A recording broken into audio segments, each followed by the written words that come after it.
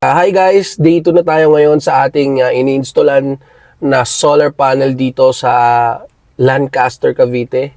Okay, tara. So ito kasi guys, ginawa namin to no? Kahapon, isang araw lang natin. 10 kilowatts to, makulimlim ngayon. Sige, titingnan natin kung makukumiso natin ng ayos. Yun o, grabe. Si Richard. What's up guys? Kukumisyon na natin. Sige brother, ikaw na ba? Gusto mo? Ikaw magano? Sige, ako na. Ang bala. Sige. Ayan, so, ayan, open muna namin syempre yung DC niyan. Open natin yung PV1 at PV2. Dito na lang may label. Okay. Tapos, syempre, yung inverter. Pwede mo nang i-open. Sige.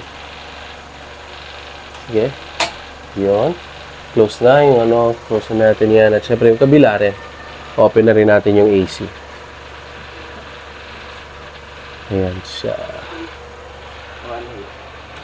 Load niya. Sige na. Then, mag-wait na lang tayo. No? Kita niyo, nagbablog-vlog po to. Ito nga pala yung build nila guys. Bago sila magkaroon ng solar panel. Maabot sila ng 15. Medyo mas mataas pa dyan minsan. At ang pinakabit nila ay 10 kilowatts. So, titignan natin dito ngayon. Ating yan, so pinatagos lang natin dito. Yan, so dito na siya. Yan, pumasok na dito sa kanilang MDP. Yan. So, yun, ngayon tatawagin na natin si client para i-explain yung ating pinagana. So, before natin i-turn over sa ating client, check muna natin syempre kung yung actual loads nila. So, ang gagawin natin, papabuksan natin sa kanila yung buong lahat ng kuryente na meron sila, appliances, no? So, pupunta na natin yung pupunta natin yung kanilang metro. Ngayon, naka-open na lahat. So, ang total load nila ay nasa mga 4 to 5 kilowatts sila. Pero, kung makikita nyo dito, yan. So, kung makikita nyo sa ating meter, makikita nyo naman na 2.95 lang. So, medyo pangit kasi ang panahon natin, maambon, maulan, no? Pero kanina, nung tinest natin siya, ay okay naman. Nagiging 0. Ilan? 0.3, no? 0.03 pala. 0.03, 0.04. So, ibig sabihin, ngayon, may natitirang 2.95. Pero dahil yun nga, makulimlim nga. So, at least, di ba, nakakabawas pa rin. Pero, di nga lang ganun na sobra kapag maulan.